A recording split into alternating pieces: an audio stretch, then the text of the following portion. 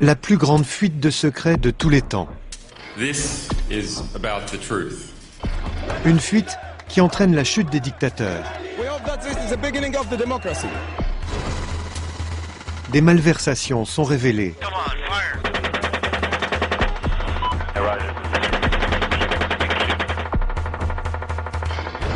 Une superpuissance est humiliée. What WikiLeaks has done amounts to espionage. Mais le comportement d'un homme a-t-il transformé ce triomphe en désastre? Whoever in our government leaked that information is guilty of treason. And I think anything less than execution is too kind a penalty.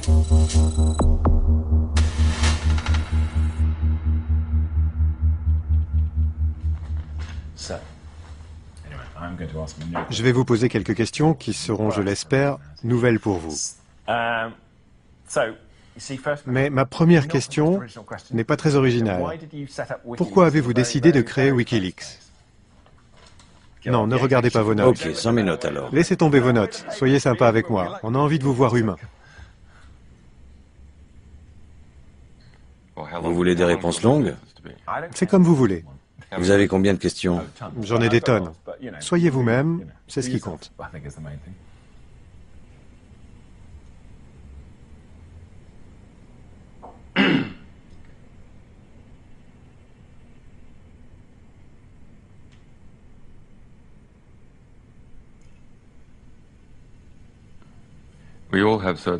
Nous possédons tous certaines qualités et certains talents. Et nous ne vivons qu'une fois. Nous avons tous notre personnalité et notre culture propre. Ma personnalité, mes compétences, mes acquis et ma culture d'origine, je suis australien, m'ont conduit à penser que je pourrais changer le monde selon mes convictions.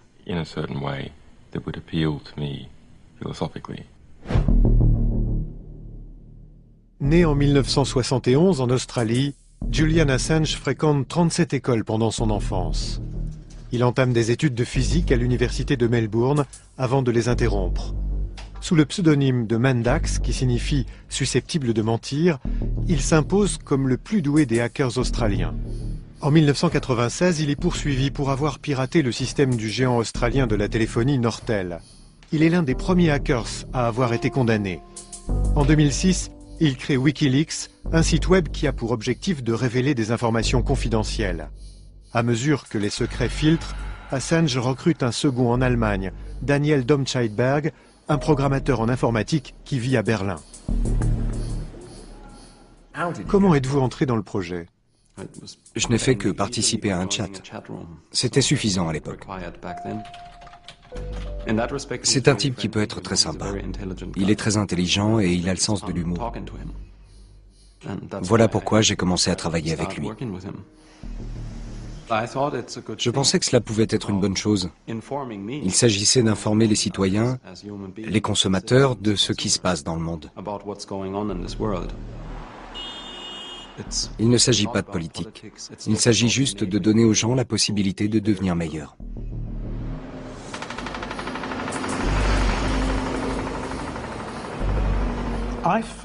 La première fois que j'ai entendu parler de Wikileaks, c'était il y a 2 ans, à l'occasion de leur conflit avec une banque suisse, la banque Bayer. La banque avait obtenu une injonction interdisant à Wikileaks de publier leurs comptes. Ça n'a pas fonctionné et Wikileaks m'a plutôt impressionné parce qu'ils ont eu raison de cette banque suisse. Je me suis dit que des types capables de battre une banque suisse et ses avocats étaient très malins. Le résultat a été le même que celui de la chirurgie esthétique de Barbara Streisand. Si vous faites disparaître quelque chose d'Internet, ça attire l'attention.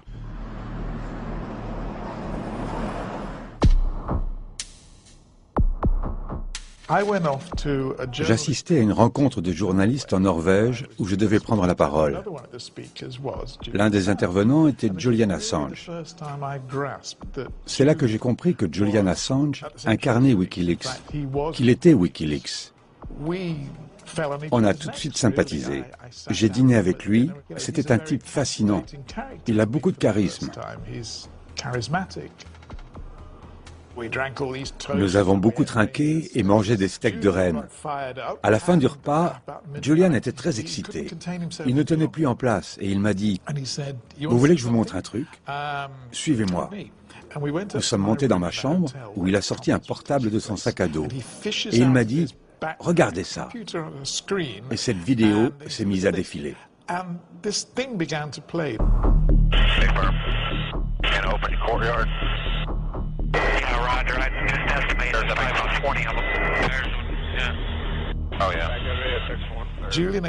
Julian m'a expliqué qu'il s'agissait d'images filmées par la caméra d'une mitrailleuse qui témoignaient d'un incident scandaleux au cours duquel 2 employés de l'agence de presse Reuters, 2 civils innocents, avaient été tués dans les rues de Bagdad.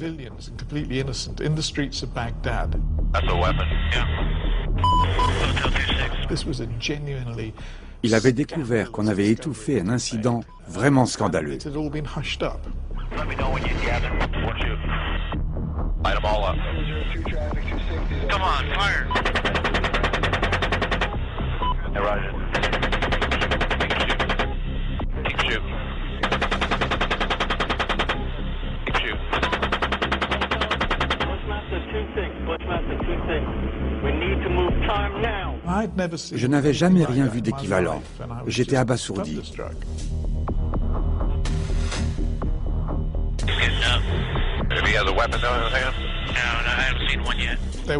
Dans la deuxième partie de la vidéo, on voit l'homme blessé se traîner sur le sol.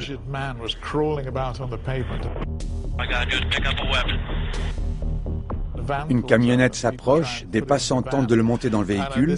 À ce moment-là, l'hélicoptère ouvre le feu sur la camionnette.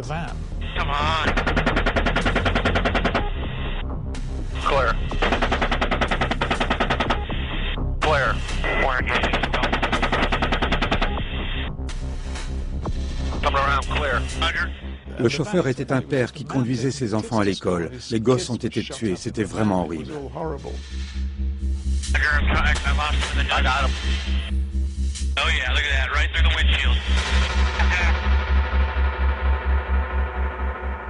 Il disait avoir obtenu ce document d'une source militaire sans préciser laquelle.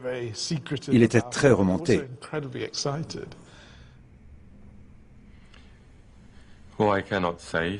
Pour protéger mes sources, je ne peux pas dire quand ni où j'ai vu ce document pour la première fois.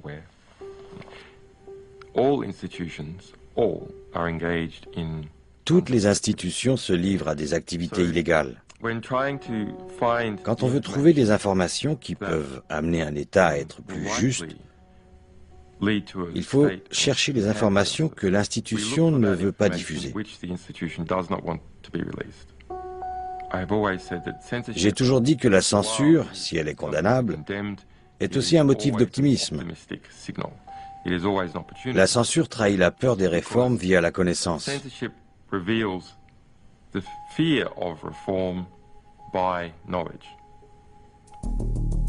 Julian Assange présente la vidéo de l'hélicoptère aux médias du monde entier. Elle a été montée de manière à obtenir un impact maximum. Il l'intitule « Meurtre collatéral ». C'est l'exemple parfait de ce qu'il faut révéler. Nous devons être informés de ce type d'incident pour pouvoir nous faire une opinion sur ce genre de conflit. Il ne s'agit pas seulement de savoir si nous approuvons cette guerre ou pas. Il s'agit de comprendre ce que deviennent les hommes qui ont été engagés trop longtemps dans une guerre.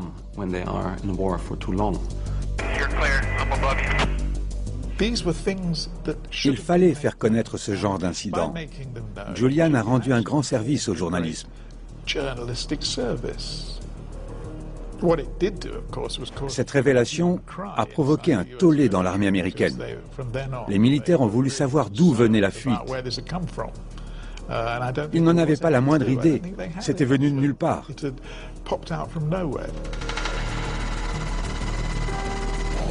La base Hammer en Irak, le cantonnement du soldat Bradley Manning. Manning est un analyste du renseignement. Il s'est engagé après avoir été rejeté par sa famille en raison de son homosexualité. À la base Hammer, il est chargé d'évaluer les informations collectées par Cypronet, la vaste base de données secrètes de l'armée américaine.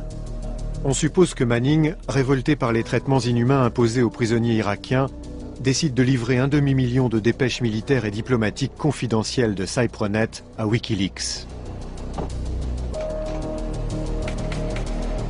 Il n'aurait jamais été suspecté s'il n'avait pas chatté en ligne sous le pseudonyme de Brada SS87 avec Adrian Lamo, l'un des rares rivaux de Julian Assange pour le titre du plus célèbre hacker du monde.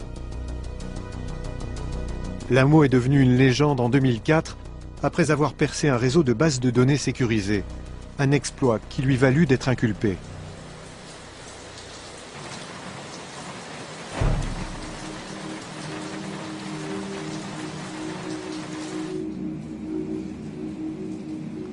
Nous avons tous nos propres tourments.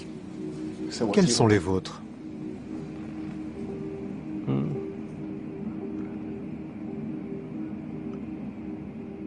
Raconter cette histoire encore et encore. Pourquoi est-ce un tourment?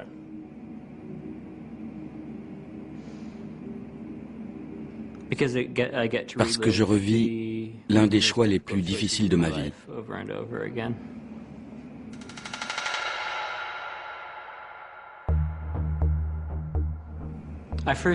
La première fois que j'ai eu un contact avec Bradley Manning, c'était en mai 2010.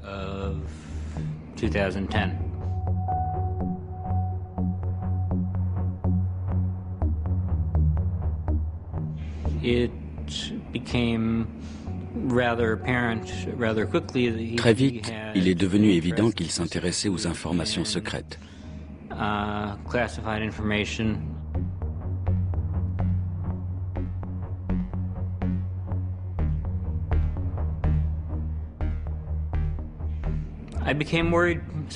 J'ai commencé à m'inquiéter quand il m'a révélé qu'il avait transmis à Wikileaks 250 000 dépêches du département d'État.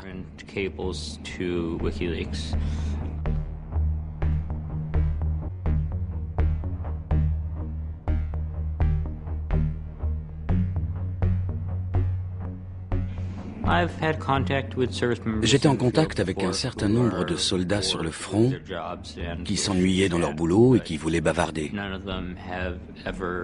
Mais aucun d'entre eux ne m'a jamais communiqué des informations pouvant mettre en péril des vies humaines.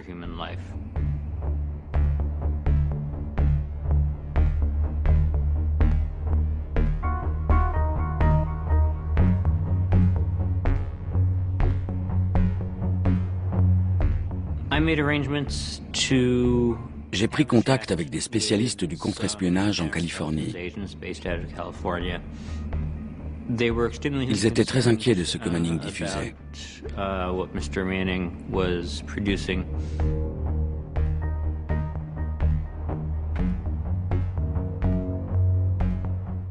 Que vous conseillait-il de faire?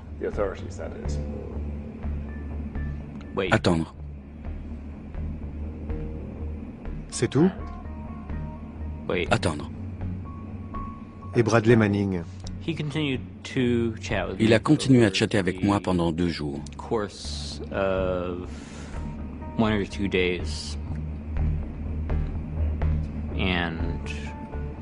Et un jour, il avait disparu.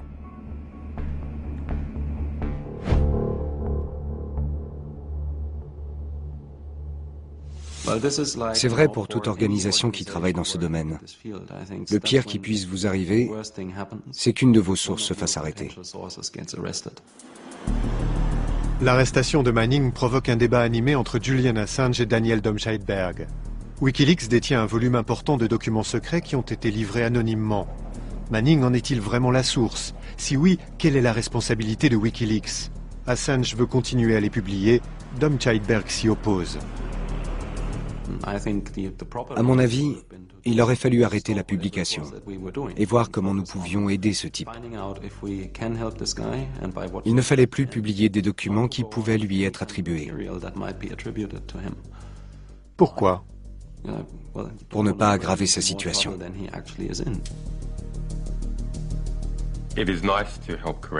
Il est facile d'aider les gens qui veulent la justice. C'est très facile. Mais ils s'inscrivent dans un cadre plus vaste. Ils sont les précurseurs d'un mouvement qui les dépasse, et ce mouvement doit continuer. C'était un moment clé dans l'histoire de Wikileaks. C'était également un choix décisif quant à notre responsabilité. Nous aurions dû cesser de ne penser qu'à nous-mêmes.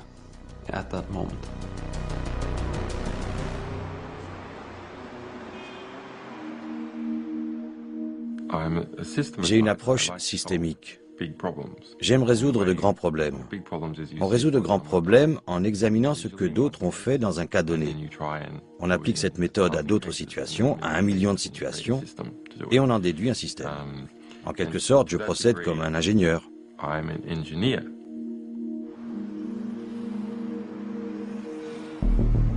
L'arrestation de Bradley Manning divise Wikileaks sur la conduite à tenir. Elle révèle également à la presse mondiale l'existence d'un vaste fonds de documents secrets. En juin 2010, j'ai écrit un petit papier dans le Guardian disant que le Pentagone enquêtait sur une grosse affaire de fuite.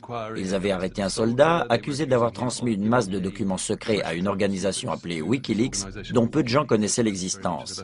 Je me suis dit qu'il serait intéressant de prendre contact avec le type qui dirigeait Wikileaks et de découvrir quels étaient ses secrets.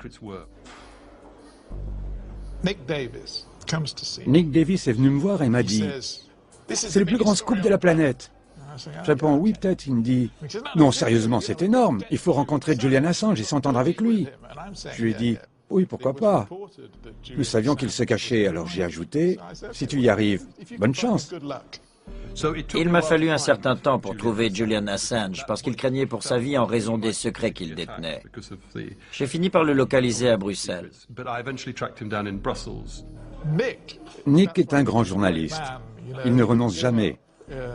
Il n'a pas été découragé par ma réponse plutôt tiède.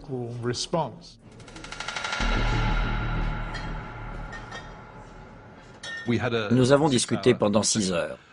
Assange a commencé par me dire qu'il était en possession d'une masse de documents secrets, des trucs incroyables. Il envisageait de les mettre en ligne sur Wikileaks, mais il a rapidement admis qu'il serait plus efficace de les diffuser à travers un groupe de journaux de référence. Nous avons convenu qu'il faudrait mobiliser le Guardian et le New York Times. Ensuite, la discussion s'est concentrée sur les aspects concrets d'une telle publication. Quels secrets il fallait publier en premier, comment faire parvenir ces informations en Angleterre sans qu'elles soient interceptées, etc. Nous avons échafaudé un plan extraordinaire. 6 heures de discussion. Oui. Quelle a été votre première impression sur Julian Assange? Il m'a plu. C'est un type intelligent, drôle, il a le sens de l'humour et son projet était enthousiasmant. Ces dépêches secrètes avaient une grande importance parce qu'elles révélaient la face cachée des guerres en Afghanistan et en Irak et de l'histoire diplomatique des États-Unis. Ce sont des sujets de première importance. J'avais en face de moi un garçon très intelligent, plutôt sympathique, courageux et bosseur. Nick est revenu en disant « On a trouvé un accord ». Nous nous sommes alors retrouvés dans le bureau d'Alan, le rédacteur en chef du Guardian, et Nick a dit « Il faut tout de suite appeler Bill Keller, le rédacteur en chef du New York Times, et le persuader de se joindre à nous ». Nous avons tous ouvert de grands yeux. Quoi ? C'était très excitant et un peu terrifiant. Ce projet allait sérieusement contrarier beaucoup de gens.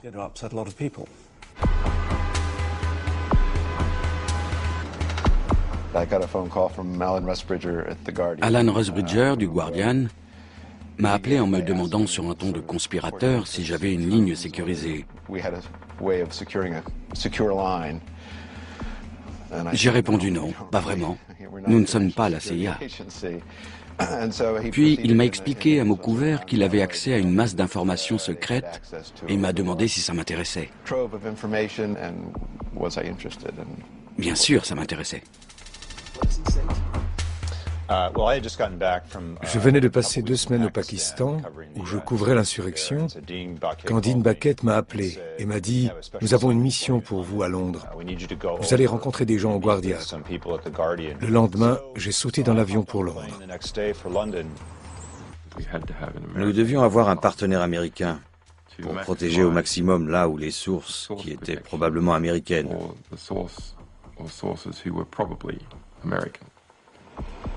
Nous avions déjà pris contact avec le Spiegel. Nous ignorions que Wikileaks détenait déjà une telle masse de documents. Nous ne pouvions pas imaginer l'ampleur de ce qui allait se passer.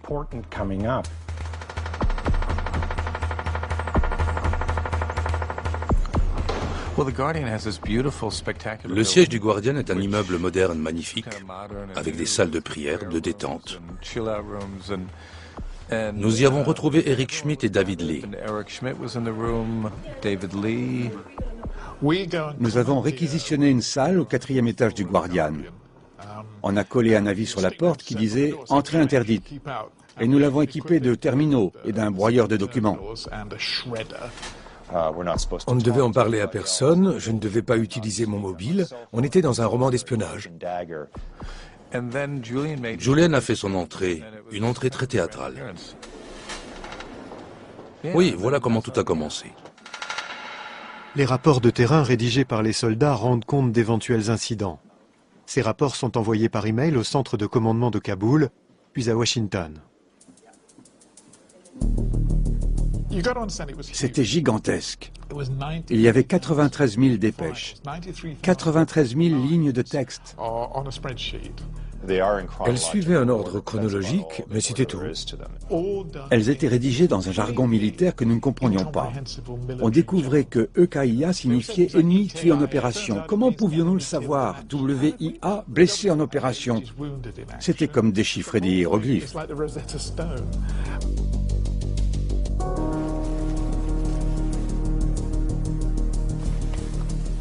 Il fallait avancer à l'intuition. Nous avons commencé par les victimes civiles. David Lee a cherché l'expression « victime civile » et il a trouvé quelques cas. Il les a vérifiés et a découvert que ces victimes n'avaient pas été signalées. Ces incidents étaient traduits dans le jargon militaire par l'expression « escalade de la force », ce qui était un euphémisme pour désigner des civils tués. On s'est mis à chercher les occurrences de cette expression et on en a trouvé des tas.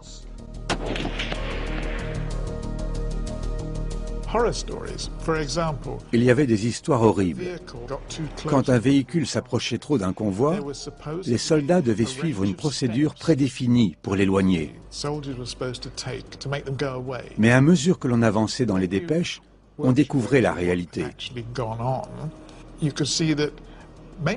Dans plusieurs cas, une voiture s'était approchée imprudemment d'un convoi et le mitrailleur à l'arrière, sans doute paniqué, avait ouvert le feu et tué les passagers.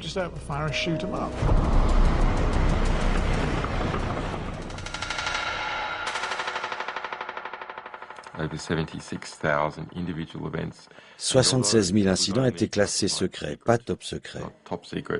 Mais on découvrait aussi des allusions à des opérations top secrètes.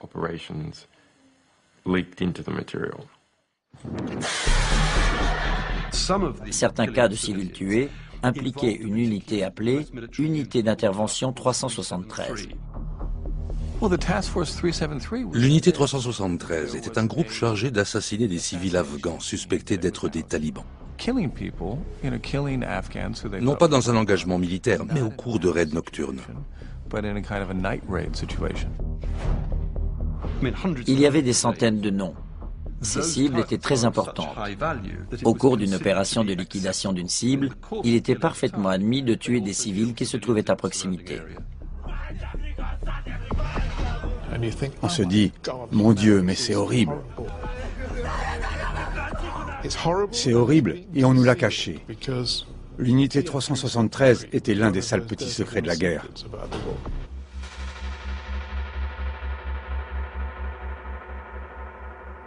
Sans que la presse en soit informée, la source supposée des fuites est transférée à la base des Marines de Quantico en Virginie.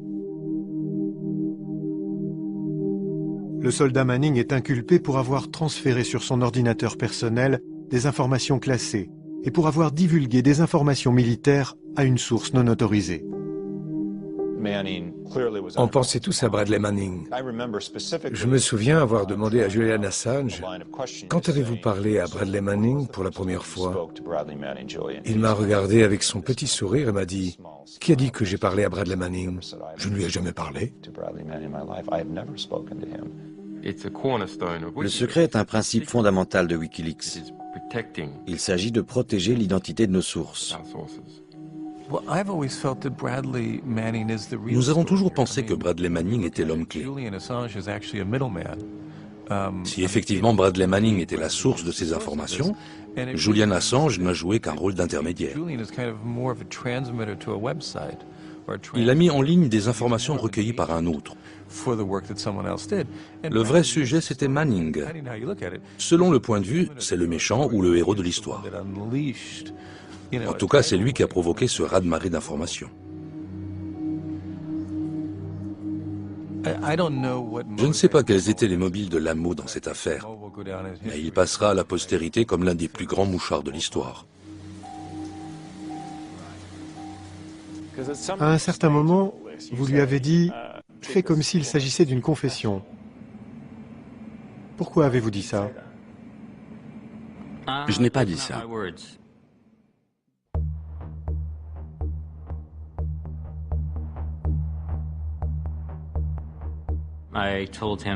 Je lui ai dit qu'il pouvait aussi considérer nos échanges comme une confession à un prêtre ou comme une interview confidentielle à un journaliste. Je lui ai dit de choisir. Le problème, c'est que M. Manning n'a pas choisi. Et s'il avait choisi? Je ne serais pas ici. Pourquoi? Parce que notre conversation aurait été confidentielle. En dépit de mes inquiétudes, j'aurais été tenu de respecter la confidence.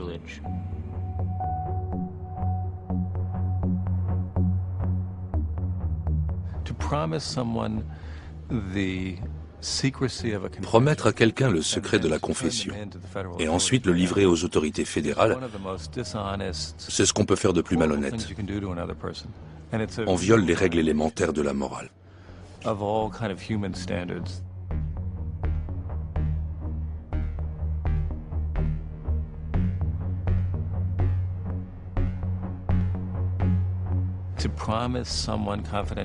Promettre à quelqu'un de ne pas le trahir, sur le plan affectif, sexuel, religieux et spirituel. Lui promettre de garder le secret à tous ses niveaux et ensuite le livrer, c'est profondément malhonnête.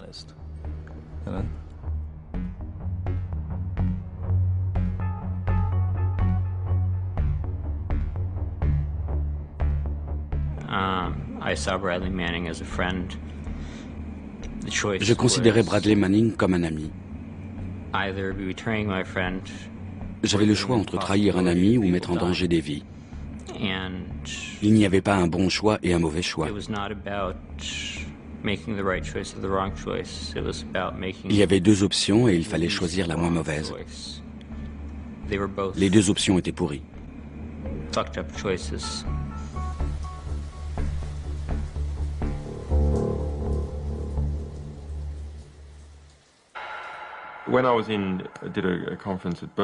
À l'occasion d'une conférence à Berkeley, on m'a demandé « Êtes-vous un journaliste ou un militant ?» L'information parle d'elle-même, c'est ce qui compte. Pourquoi cette question? Le journalisme consiste à livrer des informations que le public ignore, à les mettre en forme après les avoir vérifiées et à les diffuser dans différents médias. En ce sens, je suis un journaliste. Mais si je devais choisir entre la défense de la justice et le souci de l'information, je choisirais la justice. De ce point de vue-là, je suis un militant.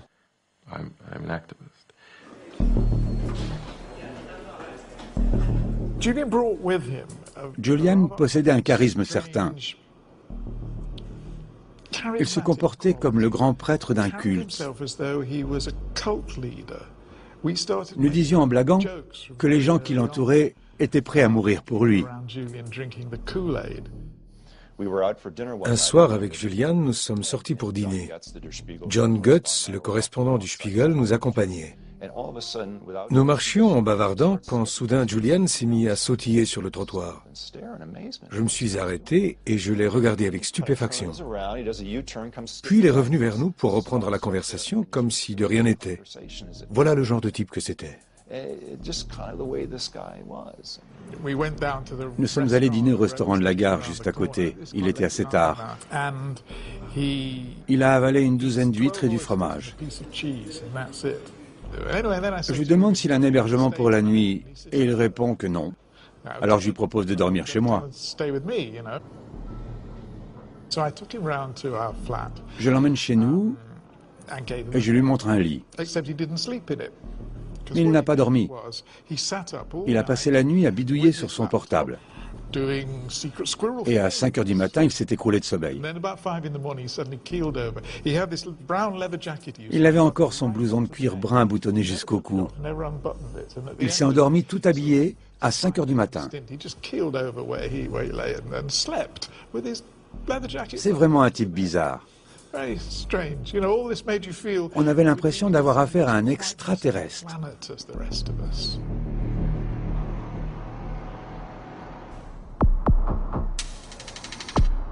Une question menace cette coalition originale entre les journalistes et les hackers, l'édition. En d'autres termes, la suppression de détails, même minimes, qui pourraient contribuer à l'identification des individus.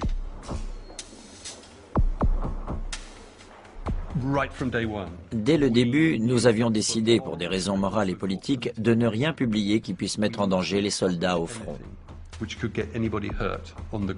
Si l'on publiait un article qui pouvait provoquer des représailles, des blessés ou des morts au sein des troupes de la coalition, nous serions dans une situation intenable. Par conséquent, nous avons censuré les lieux et les tactiques sensibles. Mais nous avons vite été confrontés à un autre dilemme. Un certain nombre de rapports de terrain nommaient des civils afghans qui avaient informé les troupes sur le terrain. Publier leurs noms, c'était les exposer. Nous avons décidé de supprimer ces références qui pouvaient entraîner l'assassinat de civils afghans. Ce n'était pas notre mission.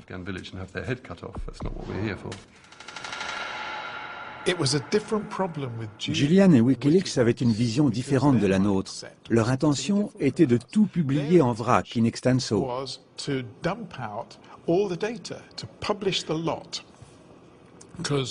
Julian disait, c'est comme ça que nous procédons à Wikileaks. On publie tous les rapports sans rien éditer. Nous avons répondu, Julian, vous ne pouvez pas faire ça. Nous ne voulons pas que vous fassiez ça.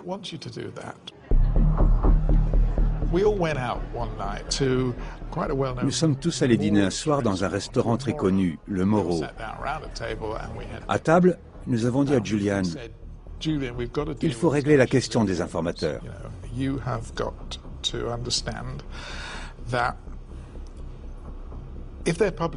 Si vous publiez leur nom, ce que nous ne ferons pas, ils pourraient être victimes de représailles. Ils pourraient être tués.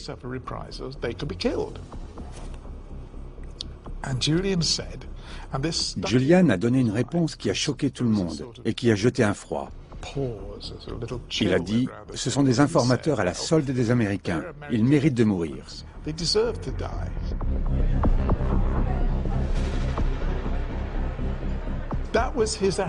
Son attitude nous a fait comprendre qu'il y avait un fossé entre notre conception du monde et la sienne.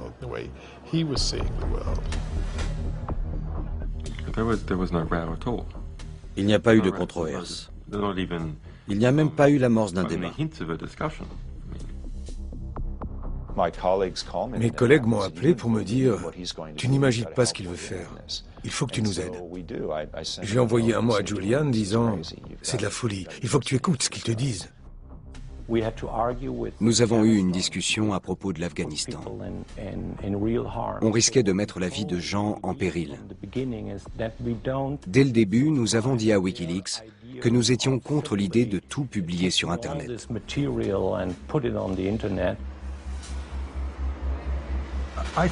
C'est la dimension politique qui a fini par convaincre Julian.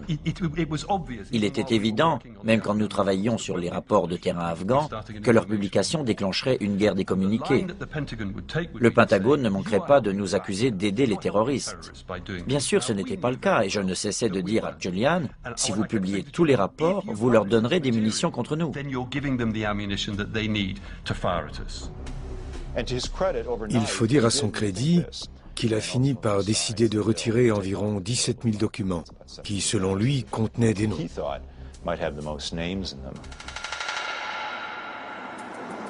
Le débat est clos. Le projet continue. Les nouveaux médias et la presse traditionnelle font cause commune pour changer le monde.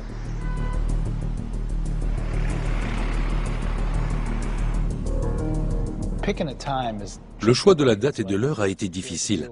Nous devions tenir compte de notre fuseau horaire et de celui du Guardian. C'était une publication démentielle. Nous avons publié près de 17 pages de documents. C'était une collaboration aussi compliquée que le Rubik's Cube. J'ai passé un week-end très difficile. L'excitation et l'attente nous donnaient des poussées d'adrénaline. Dans un journal, on vit des moments extraordinaires quand un événement que l'on a provoqué, il ne s'agit pas d'une bombe ou d'un avion abattu, mais d'un article de presse. Que cet événement est commenté au même moment dans toutes les capitales de la planète.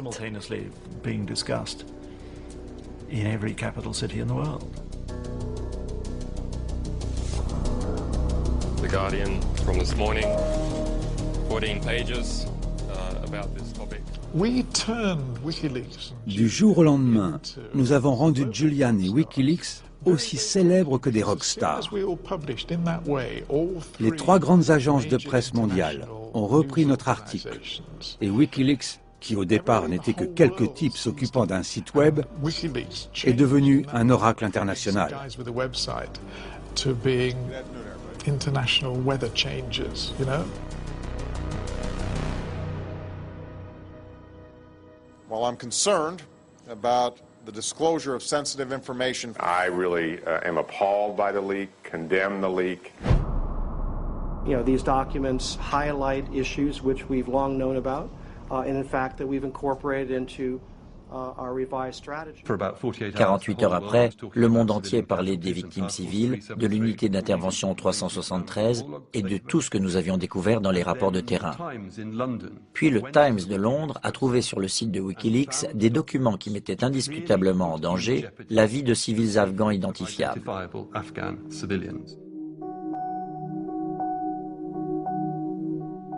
Cela a redonné la main au Pentagone et à la Maison-Blanche, qui ont réagi immédiatement avec un commentaire dévastateur. Wikileaks a du sang sur les mains. L'attention s'est focalisée là-dessus. C'était extrêmement frustrant parce que nous savions dès le début que nous aurions affaire à la plus grande manipulation médiatique de tous les temps et que nous venions de leur faciliter la tâche. Autrement dit, Julian Assange leur avait mâché le travail. The world is a dangerous place. I think we're at war and these documents are classified. I can't imagine this happening during World War II, but the people who've leaked these documents could have blood on their hands. La vérité, c'est que nous n'avions pas fait le travail d'édition que nous avions promis de faire sur les documents de l'Afghanistan. On n'avait rien fait. Le projet avait changé de finalité. On publiait pour le plaisir de publier. À cet instant, on a franchi une ligne qui ne doit pas être franchie. Il s'agissait de montrer qu'on avait le pouvoir de publier ce que l'on voulait, sans en être empêché. Quel est l'intérêt d'une telle démarche? Sinon de devenir une autre de ces organisations qui font impunément ce qu'elles veulent. Alors qu'à l'origine, nous voulions combattre les institutions qui agissent dans l'impunité. Vous comprenez ce que je veux dire?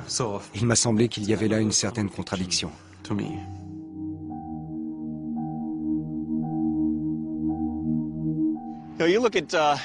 Julian Assange et son équipe d'idiots indisciplinés sont persuadés qu'en diffusant ces informations dans le monde entier, ils contribuent, d'une manière ou d'une autre, à la paix dans le monde.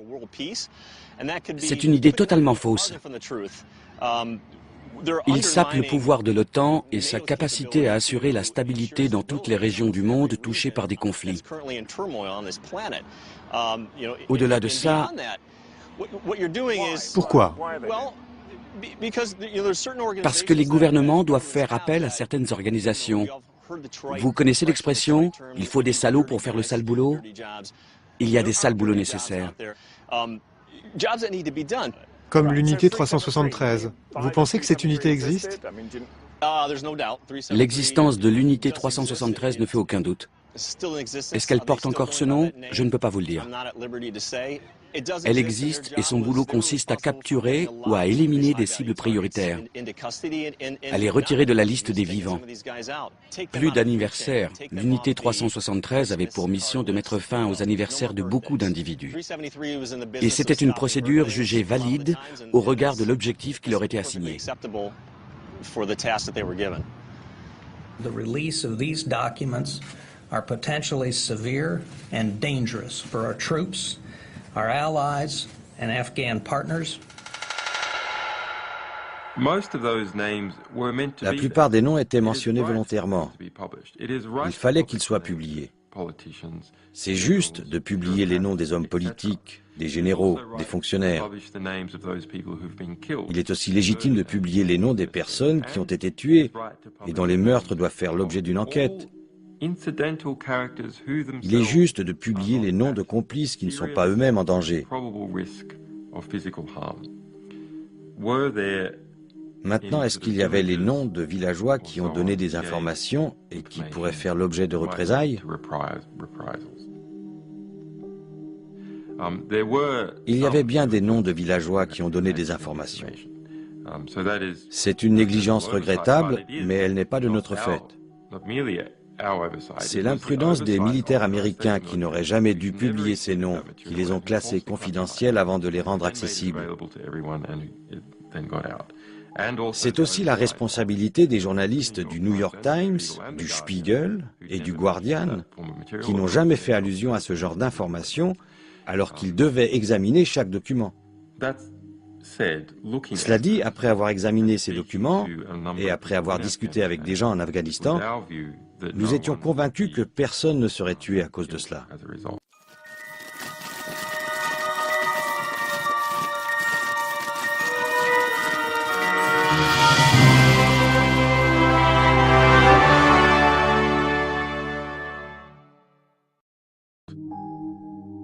Julian Assange se cache.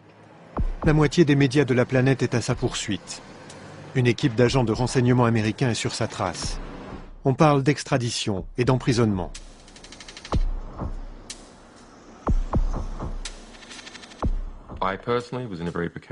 J'étais dans une situation extrêmement précaire et nous craignions une attaque surprise et simultanée sur tous les continents où nous avions des correspondants.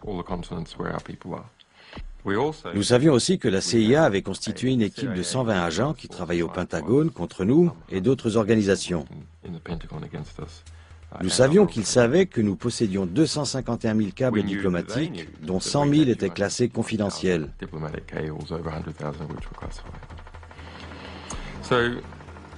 Dans ces conditions, nous étions disposés à confier au Guardian une copie de ce matériel pour le mettre en sécurité.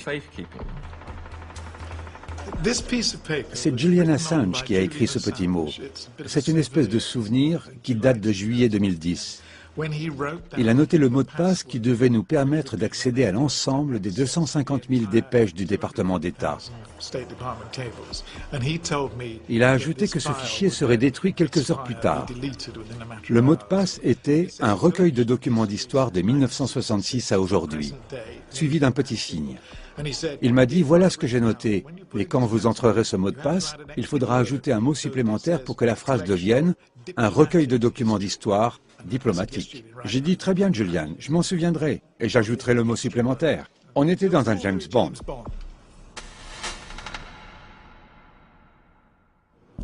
Je suis allé en Écosse où nous possédons un petit cottage. C'était mes vacances, mais je ne les ai pas passées à gravir les montagnes écossaises comme je l'avais espéré. Je suis resté enfermé avec mon portable et cette petite clé USB à patauger dans cet extraordinaire recueil de dépêches diplomatiques américaines.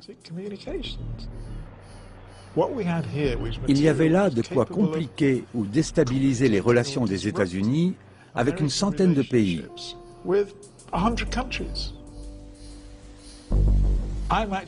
Je suis devant mon ordinateur en Écosse où il pleut à verse à découvrir ces documents incroyables en me disant « Grand Dieu !» Quand mon téléphone sonne et mon collègue Nick Davis me dit « Tu ne devineras jamais, Julian est en Suède où il a été arrêté pour viol. »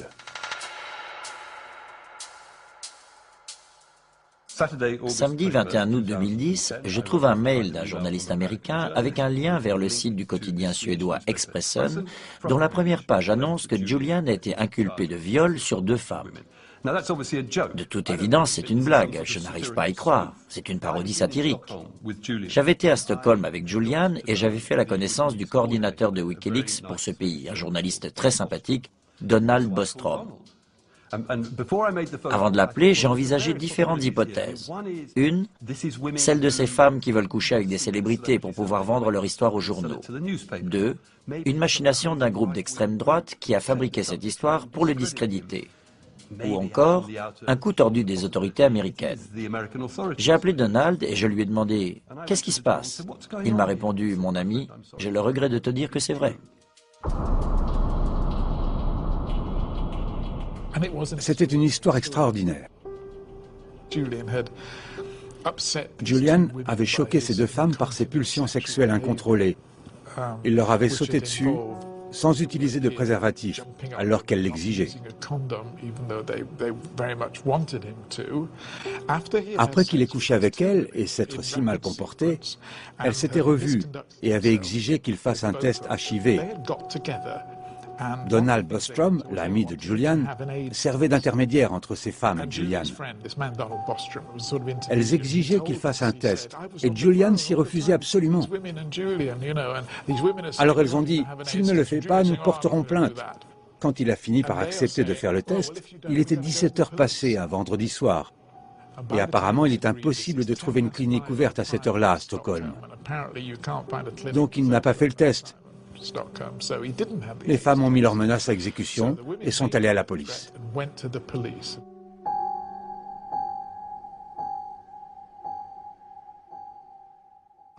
J'ai appris ça quand j'étais en vacances. Je me suis dit, c'est impossible. C'était une sale affaire. Nous avons tenté d'en discuter en interne. Mais le message était qu'il n'y avait pas matière à discussion. Julian refusait d'en discuter.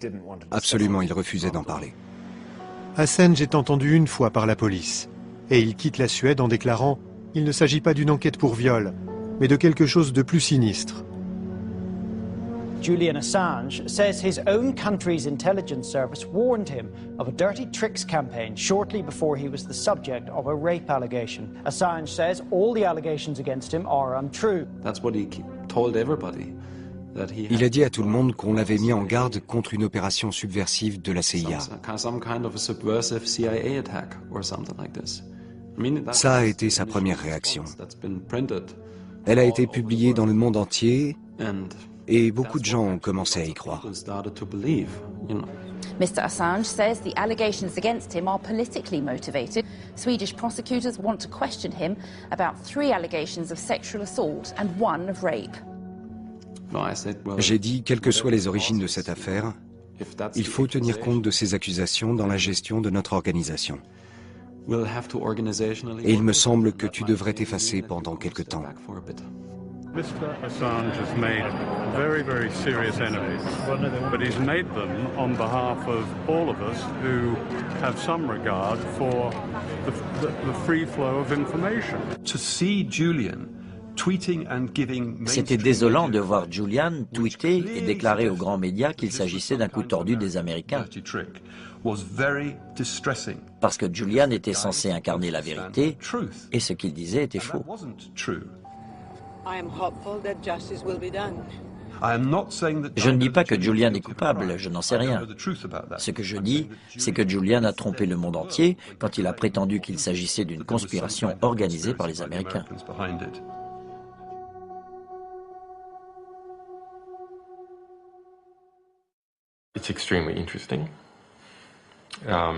Cette affaire a mis en lumière un ensemble de relations singulières entre la Suède et les États-Unis dont je n'étais pas conscient. Même mes points de vue les plus cyniques sur la Suède étaient loin de la réalité. Elle a aussi révélé les relations particulières de l'Union européenne, ou plus exactement les relations entre les cercles dirigeants de l'Union européenne et les élites d'autres pays qui s'entendent pour réprimer leur population. other countries in the EU all agree to crush their respective populations for each other. De retour à Londres, Assange règle ses comptes avec ceux qui, au sein de Wikileaks, remettent en cause son rôle de dirigeant. Il suspend Daniel Domscheit-Berg pour manque de loyauté, insubordination et déstabilisation dans une situation de crise.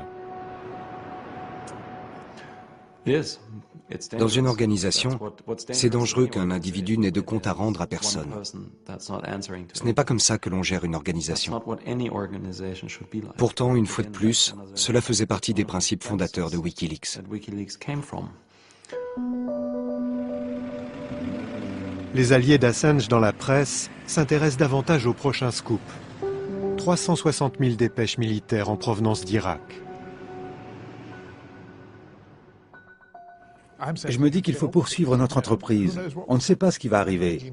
Je me demande ce que Julian va devenir. Il peut se faire arrêter avec tous les documents en sa possession, ou il peut s'enfuir, passer dans la clandestinité.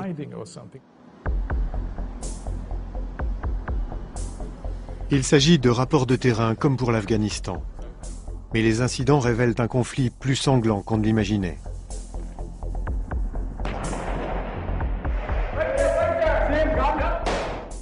La révélation essentielle des documents irakiens, c'est le nombre de morts.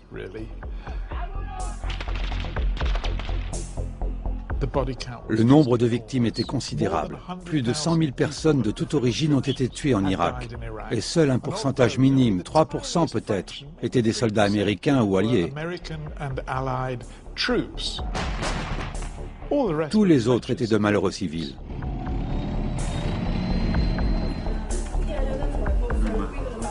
J'avais sélectionné de nombreux documents sur les détenus torturés par les forces de sécurité irakiennes.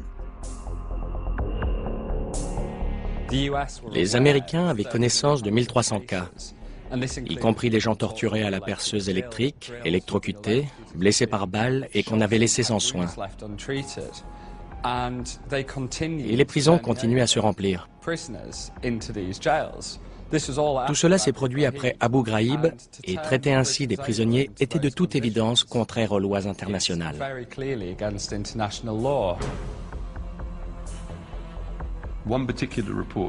Un rapport faisait état du meurtre d'un détenu par des soldats irakiens qui avait été filmé et dont on avait remis la vidéo aux forces américaines. Les Américains n'ont pas réagi. Nick Davis est heureux de travailler sur le dossier irakien, mais il rechigne à être le contact privilégié de Julian Assange. Les deux hommes s'opposent sur le projet de Julian de donner une couverture télévisuelle aux rapports afghans. J'ai découvert que Julian Assange avait livré l'ensemble des rapports afghans à 3 organes de presse, y compris les documents que nous avions eu tant de mal à sélectionner. Il savait très bien qu'un organe d'information s'investit dans des dossiers uniquement s'il a une garantie d'exclusivité. Il nous avait donné cette garantie et nous avions investi des dizaines de milliers de livres dans ce projet. Mais il a tout donné à d'autres médias. Ce qui était encore plus grave, c'est que nous avions préservé le secret parce que nous savions qu'il était facile pour le Pentagone, compte tenu des lois anglaises sur la presse, de nous traîner en justice et de nous interdire de publier. Le secret était vital et il a tout exposé. Nous avions fait confiance à ce type et il était impensable pour nous qu'il ait pu manquer ainsi à sa parole.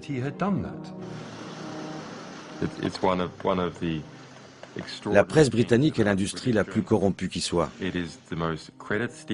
Elle est prête à voler, à se prostituer, à vous poignarder dans le dos.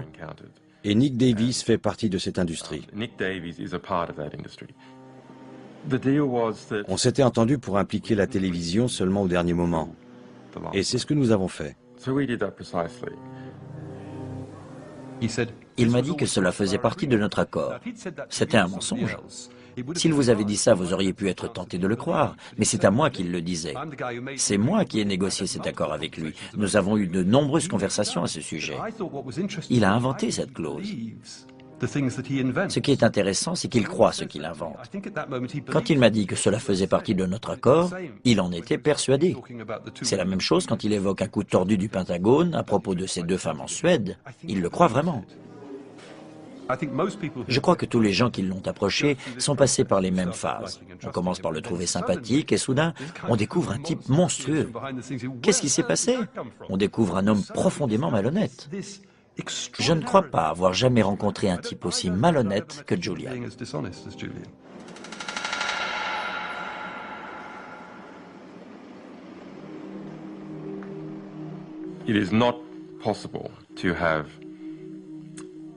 Un grand média puissant qui n'est pas corrompu, ça n'existe pas. Pas du tout? Absolument. Quand des médias jouissent d'une position dominante depuis un certain temps, ils développent des relations étroites avec d'autres groupes puissants. C'est une évolution inévitable parce que ces groupes veulent s'attirer leur faveur et ils passent des accords avec les dirigeants des médias. Ceux-ci renoncent alors à critiquer ces organisations et en retour, ils font partie du réseau des élites économiques. Voilà pourquoi on ne peut pas se fier aux grands médias.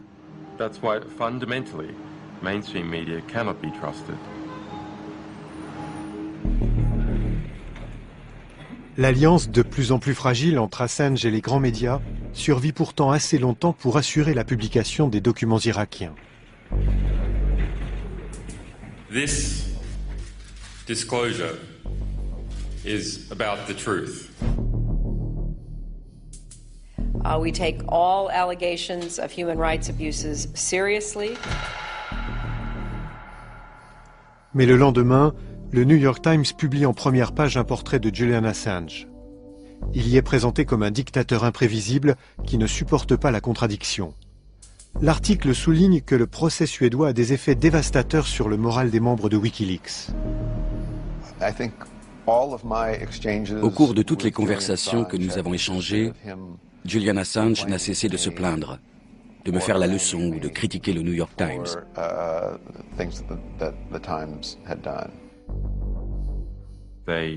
Ils ont publié un article calomnieux rempli d'inexactitudes qui m'attaquait personnellement et s'en prenait à Wikileaks.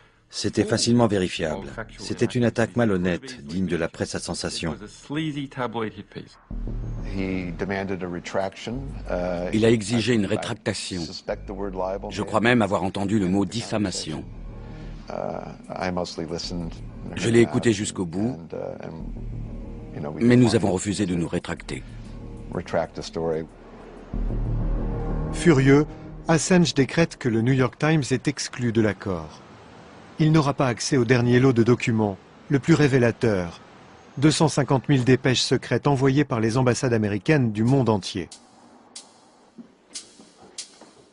Nous avions compris très vite que nous avions affaire à un individu imprévisible. Et je n'ai pas été choqué d'apprendre qu'il avait l'intention de nous exclure du projet. Mais j'ai éprouvé un sentiment de perte.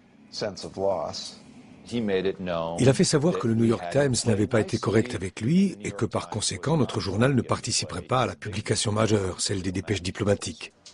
C'est alors que le Guardian est venu à notre secours. J'ai décidé de ne pas exclure le New York Times du projet et de ne pas trahir notre partenaire. Et j'ai donné au New York Times une clé USB qui contenait les dépêches.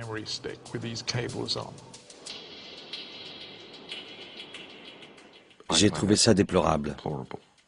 Absolument inacceptable. Julian est arrivé comme un fou furieux, accompagné de ses avocats, Mark Stephens et Jennifer Robinson, une armée d'avocats, et il a commencé à apostropher bruyamment le rédacteur en chef du Guardian. La réunion a duré 7 ou 8 heures, et nous avons eu droit à tout. Agression, fanfaronnade, menaces et accès de colère. Il était très remonté contre le New York Times. À chaque fois qu'on l'évoquait, il se mettait en colère. Tard dans la nuit, il nous dit « Le New York Times n'est plus dans le coup. Et je ne pense pas que nous ayons un accord avec le Guardian ou le Spiegel. » Je lui réponds « Julian, dans ce cas, vous n'avez plus d'accord avec le Spiegel. Parce que nous avons travaillé depuis le début avec le New York Times et le Guardian. » Il a répondu On peut se passer du Spiegel, et il est sorti. Il m'a serré la main en me regardant dans les yeux comme un parrain de la mafia et il m'a dit « Faites attention ». J'ai trouvé ça ridicule, ce type qui me menace. Je n'ai plus reparlé à Julian depuis. Je lui en voulais beaucoup.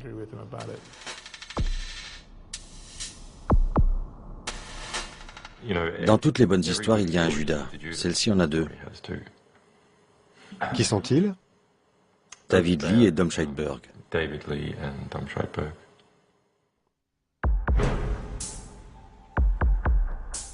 Alors que le partenariat entre Assange et les grands journaux se délite, les conditions d'incarcération de leurs sources présumées s'aggravent.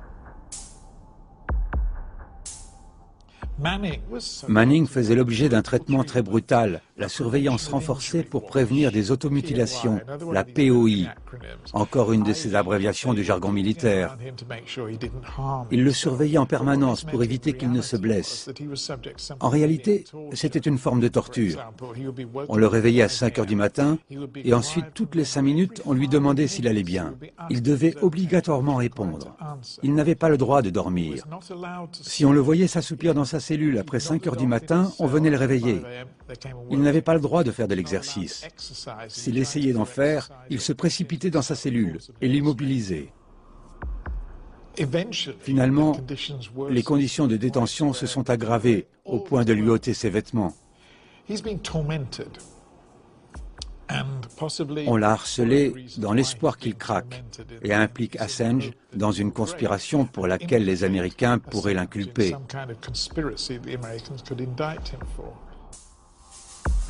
L'une des rares personnes autorisées à voir Manning est un ami hacker de Boston, David House.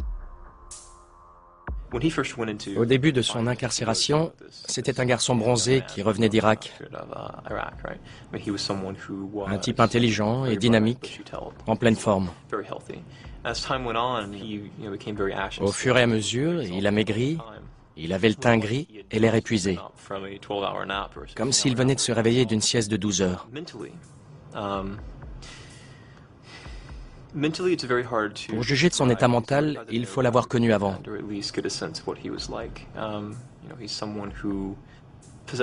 C'est un garçon très intelligent, un autodidacte. Il pouvait discuter de physique, d'informatique, de philosophie. J'ai retrouvé un type qui pouvait à peine parler, qui vous regardait fixement, murmurant quoi. Son état s'était dégradé considérablement. Et c'est très pénible de voir ainsi décliner un ami.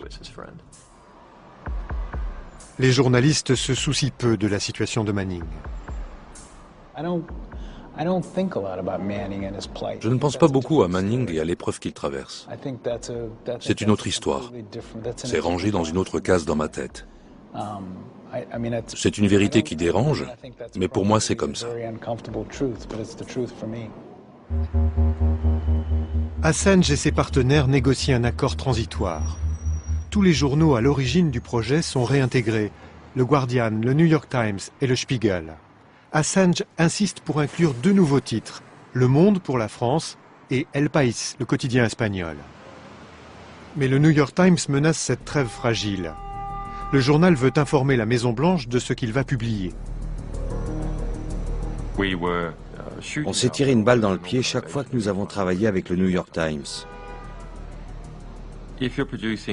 Quand on fait du journalisme pour faire avancer la justice, on n'a pas besoin de saboteurs.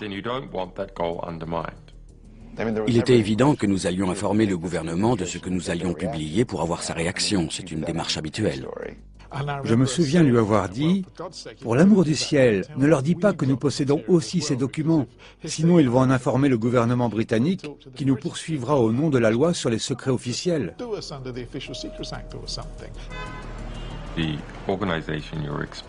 L'organisation que l'on dénonce ne devrait pas être informée avant les victimes. Bill Keller m'a dit un jour qu'il était journaliste, mais ce n'est pas mon type de journaliste. Dieu merci, je ne fais pas du journalisme à la manière de Bill Keller. Cette fois, la Maison-Blanche est furieuse et prête à agir. Elle ne veut pas que l'on publie quoi que ce soit. Ces fuites allaient avoir des conséquences graves. Nous savions que des gens cités dans les dépêches seraient mis en danger. Nous savions que ces révélations allaient affecter les relations diplomatiques des États-Unis avec d'autres pays.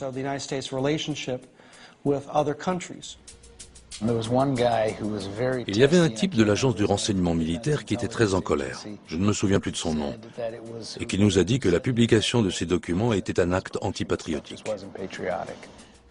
Tous les gouvernements ont des secrets. C'est une nécessité. Toutes les entreprises qui réussissent ont leurs secrets. Coca-Cola a sa formule secrète. Google a un algorithme secret. Si on les révèle, l'entreprise perd son avantage concurrentiel. 2 jours avant la publication, les craintes du Guardian se confirment. Le gouvernement américain téléphone au journal. Nous avons eu une conférence téléphonique dans mon bureau avec P.J. Crowley. Prétendre qu'il est dans l'intérêt général de publier des informations sur les relations diplomatiques des États-Unis avec le reste du monde, cela revient à suggérer que la politique étrangère des États-Unis est fondamentalement nocive. Le directeur de cabinet de Hillary Clinton avait déclaré assez ouvertement que le New York Times allait leur transmettre les documents qu'ils entendaient publier et il nous conseillait d'en faire autant. Alan a répondu « À vrai dire, nous n'avons aucune intention d'en faire autant. » Je leur ai dit « Pourquoi ne pas me dire les dépêches qui vous posent problème ?» Pendant 5 minutes, ils se sont mis à énumérer le numéro des dépêches. Numéro 1, 2, 3, 4, 5... Et celle-ci, et celle-là. Il y avait la dépêche 2, 3, 8, et 4, 5, 6, 7, et ainsi de suite. On prenait des notes parce qu'on ne les avait pas toutes repérées. Soudain, ils se rendent compte de ce qu'ils sont en train de faire, et ils nous demandent « Est-ce qu'on peut faire une pause de quelques minutes ?» Ils se concertent, puis reviennent vers nous pour nous dire « Ce n'est pas une bonne idée. Nous vous donnons des informations, mais nous n'avons rien en échange. » Un assistant de Hillary Clinton a pris la parole et a dit « Allez-vous, oui ou non, nous dire quelle dépêche vous allez publier ?» J'ai répondu non. Et ils ont dit « Vous savez où nous trouver ?» Nos avocats étaient assez inquiets. Ils m'ont dit, ils peuvent vous arrêter, demander votre extradition et vous interdire l'entrée aux États-Unis sur la base de la loi sur l'espionnage. Ces dépêches servent à informer le réseau diplomatique américain. Il est normal que ces discussions restent confidentielles.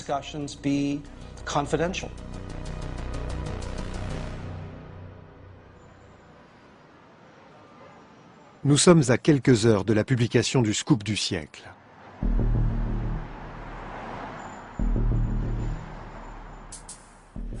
Cinq journaux, dans 3 fuseaux horaires et dans 4 langues différentes. Il fallait gérer les différences culturelles. C'était un peu comme la construction des pyramides. Le Spiegel avait dû repousser la distribution après le week-end pour préserver le secret. Ça a bien fonctionné, jusqu'à ce que 140 exemplaires du magazine fassent leur apparition à la gare de Bâle. Chaque paquet était entouré d'une bande qui disait « Ne pas mettre en vente avant lundi matin ».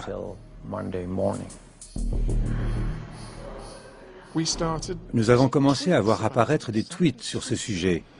Quelqu'un avait acheté un exemplaire à la gare de Bâle. Il s'agissait du scoop le plus important de notre vie, en exclusivité absolue. Nous avions passé des mois à préserver cette exclusivité. Et soudain, voilà un type, Freelancer09, que personne ne connaît, et qui envoie sur Twitter, ligne par ligne, les documents publiés par le Spiegel. J'ai passé un dimanche après-midi épouvantable. J'étais désemparé parce que, toutes les 10 minutes, il fallait que j'informe mes partenaires de ce que le blogueur avait découvert. On était tous au bord de l'hystérie. On s'engueulait au téléphone et on a fini par admettre qu'on ne pouvait pas laisser faire. On a lancé la machine et on a tout publié en avance et dans le désordre.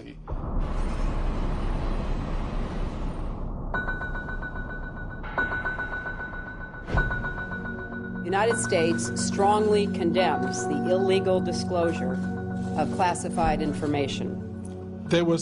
Il y avait des propos incendiaires au sujet de la Russie, qui étaient qualifiés d'État mafieux. What WikiLeaks has done amounts to espionage. It's probably the single greatest act and most terrible act of espionage against the United States in our history. Hillary Clinton, la secrétaire d'État, avait demandé à des membres de son ministère de recueillir des échantillons d'ADN de diplomates étrangers, ce qui est une violation de la Convention de Vienne. Selon le règlement des Nations Unies, les diplomates ne doivent pas se livrer à des activités d'espionnage. Information warfare is warfare, and Julian Assange is engaged in warfare. L'impact médiatique a été considérable. Peu de gens ont mesuré l'étendue du phénomène, parce que chaque pays était touché par son propre scandale. The way to deal with this is pretty simple. We got special ops forces. I mean, a dead man can't leak stuff. Le département d'État était grillé. On avait révélé les commentaires de tous les diplomates en poste, contraints de travailler avec leurs homologues et avec les chefs d'État, qui désormais savaient tout ce qu'on disait d'eux dans les dépêches. Que peut-on imaginer de plus embarrassant?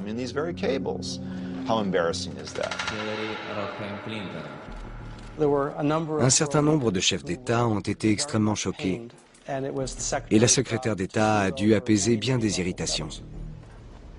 Les conversations allaient de l'échange très tendu aux réactions plus compréhensives et même amusées. Un ministre des Affaires étrangères lui a dit « Hillary, ne vous en faites pas. Si vous saviez ce que nous disons de vous... » Elle a déclaré qu'elle passerait le reste de sa vie à s'excuser. Vraiment? Elle peut passer le reste de sa vie à s'excuser des crimes qu'elle a autorisés.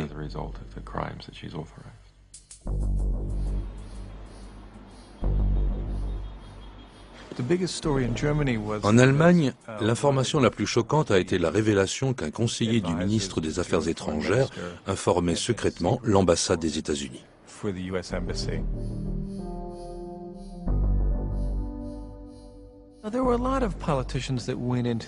De nombreux hommes politiques fréquentaient l'ambassade des États-Unis, où ils échangeaient des potins sur la bêtise d'un tel ou l'absence d'avenir d'un autre.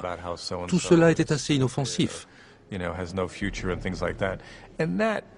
Ce qui a posé un vrai problème, et ce qui constitue une situation potentiellement dangereuse, c'est qu'un haut fonctionnaire livre à l'ambassade des États-Unis des documents relatant les négociations entre les partis de la coalition au pouvoir, esquissant la politique du gouvernement pour les 4 ans à venir. Cela permettait aux Américains d'agir et de peser sur les événements. Il était très choquant de voir un diplomate de haut niveau être plus loyal envers les États-Unis qu'envers l'Allemagne.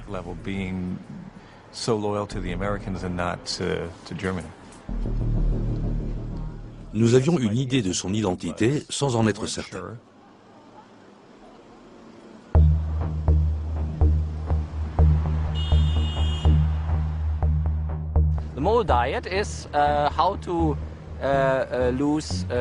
Le régime de la taupe consiste à perdre 6 kilos en 10 jours. Ce n'est pas facile, et je ne conseille à personne de suivre le régime de la taupe.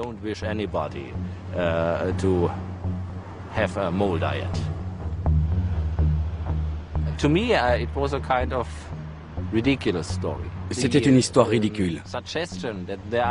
Suggérer qu'il y avait des agents qui offraient des documents secrets, c'est du cinéma d'Hollywood, mais ça n'a rien à voir avec les fonctions que j'occupais.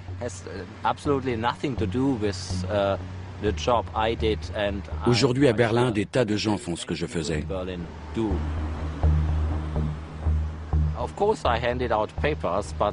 Bien sûr, je leur remettais des documents, mais ils ne contenaient pas de secret.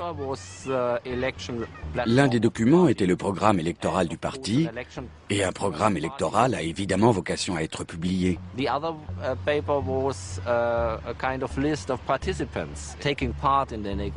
L'autre document était la liste des participants aux négociations.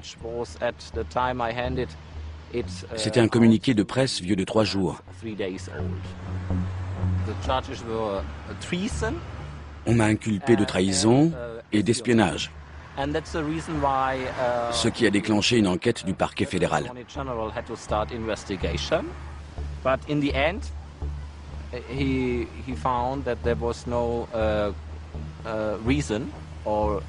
En fin de compte, le procureur a estimé qu'il n'y avait pas matière à lancer une enquête préliminaire.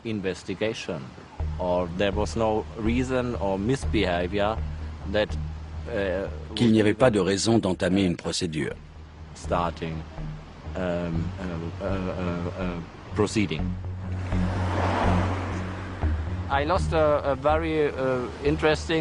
J'ai perdu un poste très intéressant, mais je sais maintenant quels sont mes vrais amis.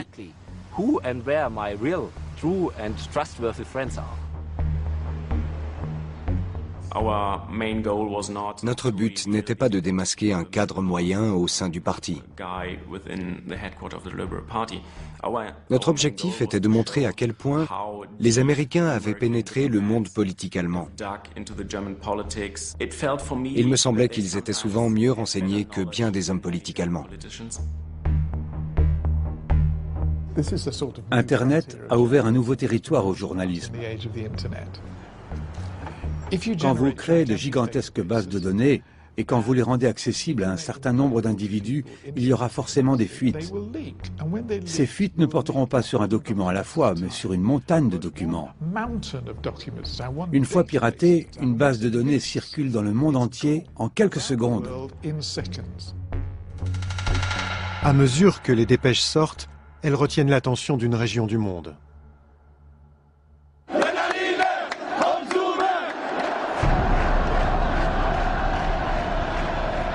We hope that this is the beginning of the democracy. Il y a des événements positifs. L'opinion générale en Occident, c'est que les révolutions en Afrique du Nord et au Moyen-Orient sont une bonne chose.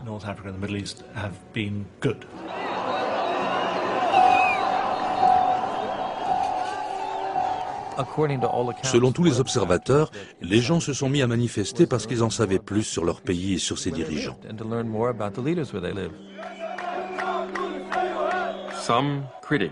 Certains critiques ont déclaré que les dépêches avaient contribué à déstabiliser le Moyen-Orient. Les faits leur ont donné raison. Notre réponse à ces critiques, c'est que nous ne voulions pas déstabiliser le Moyen-Orient, mais lui permettre d'évoluer vers un régime plus harmonieux et plus démocratique.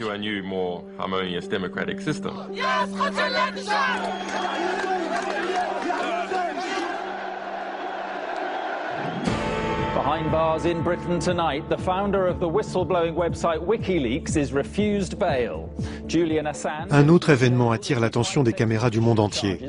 Julian Assange tente d'échapper à une procédure d'extradition qui l'obligerait à comparaître devant les tribunaux britanniques. Au lieu de regarder la Lune, nous avons regardé le doigt qui montrait la Lune. Julian a fait beaucoup d'erreurs.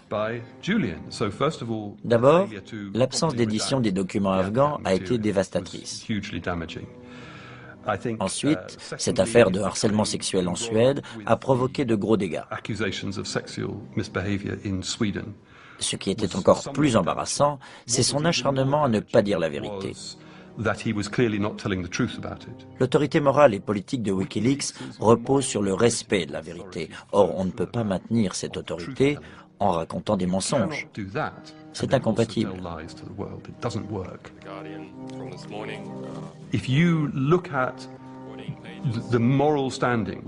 L'autorité morale de Julian Assange était immense le dimanche soir où nous avons publié les rapports de terrain afghans.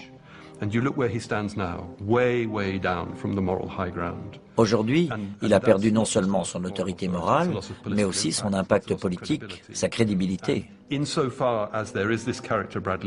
Quant à Bradley Manning, qui attend son procès, il a perdu le soutien qu'il aurait pu espérer.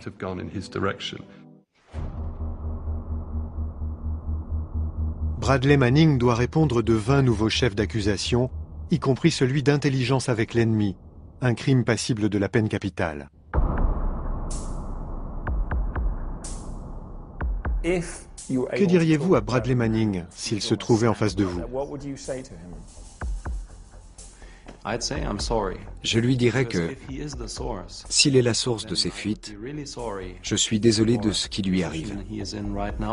Et s'il ne l'est pas, je lui dirai que je suis désolé de voir un innocent détenu dans ces conditions.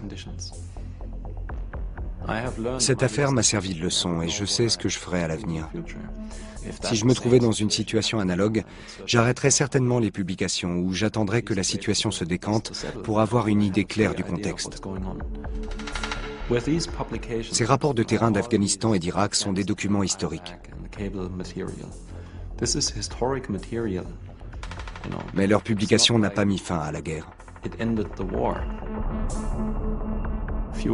Retarder leur publication de quelques mois n'aurait pas changé grand-chose, mais cela aurait pu peser sur le sort d'un homme.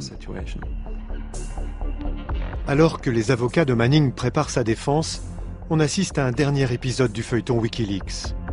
Bravant la réprobation unanime, Julian Assange annonce qu'il va publier in extenso toutes les dépêches diplomatiques.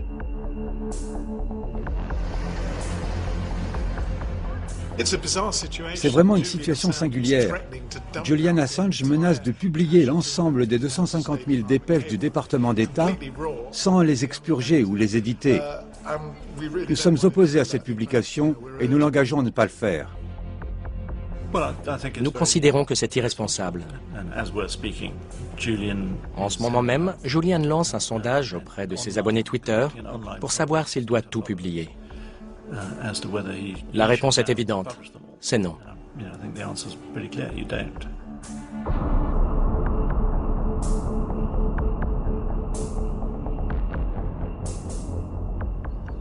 C'est la pire décision possible.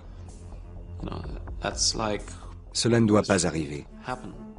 Sinon, on n'est plus un lanceur d'alerte, mais une officine de délation.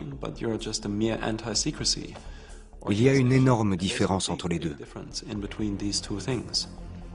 Quelle est la différence? L'un est responsable, l'autre ne l'est pas.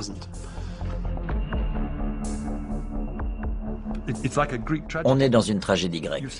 On voit le triomphe se transformer en désastre. Le Guardian et le New York Times ont sans doute commis des erreurs en cours de route. Mais le désastre a été provoqué par les faiblesses d'un homme.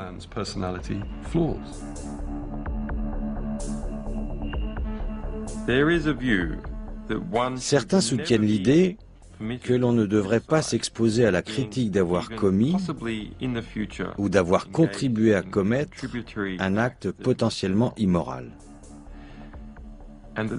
Pour eux, c'est plus important que de sauver des vies. D'après cette logique, il vaudrait mieux laisser mourir 1000 personnes que de risquer d'en écraser une en se portant à leur secours. D'un point de vue philosophique, je trouve cette position répugnante.